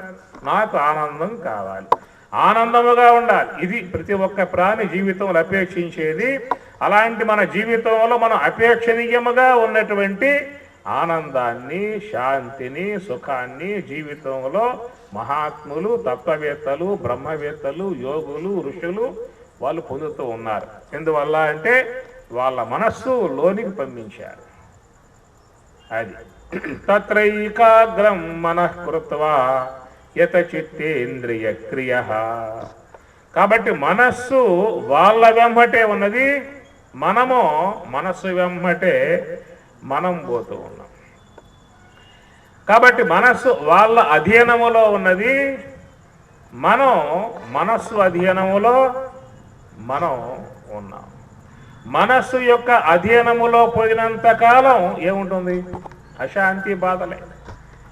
ఏనాడైతే నీకు నీ యొక్క అధ్యయనంలో మనస్సు వచ్చిందో ఆనాడు నీవు ఆత్మానుభవాన్ని మోక్షాన్ని పొందే అవకాశం ఏర్పడదు. ఉద్ధరేదాత్మనాత్మానం ఆత్మానం అవసాదయేత్ ఆత్మైవ హ్యాత్మనో బంధు ఆత్మైవ రిపురాత్మన. 6వ అధ్యాయం భగవద్గీత. మనస్సే బంధువు, మనస్సే శత్రువు అన్నాడు. మనస్సే బంధువు, మనస్సే శత్రువు. ఎవరి మనసు ఎవరికి స్వాధీనమై ఉంటుందో, వినండి ఈ మాట, లాస్ట్ మాట అయిపోయింది, ఉపన్యాసం టైం అయిపోయింది. ఎవరి మనసు ఎవరికి స్వాధీనమై ఉంటుందో వారి మనస్సు వల్ల వాళ్ళకు శాంతి, సుఖము, ఆనందము, ప్రశాంతత, మోక్షము ప్రాప్తిస్తాయి. ఎవరి మనస్సు ఎవరికి స్వాధీనమై ఉండదో వారి మనస్సు వల్ల వాళ్ళకి అశాంతి, బాధలు, దుఃఖము, వేదన, సమస్యలు మొత్తం తెచ్చిపెడుతుంది. మౌనము నీ భాష మోగ మనస, తలపులు ఎన్నెన్నో కలలుగా కంటావు, కళ్ళలు కాగానే కన్నీరవుతావు. మౌనము నీ భాష ఓ మూగ మనస.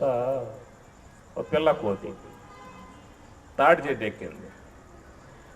పైన తాటి కళ్ళు బాండం ఉందన్నమాట.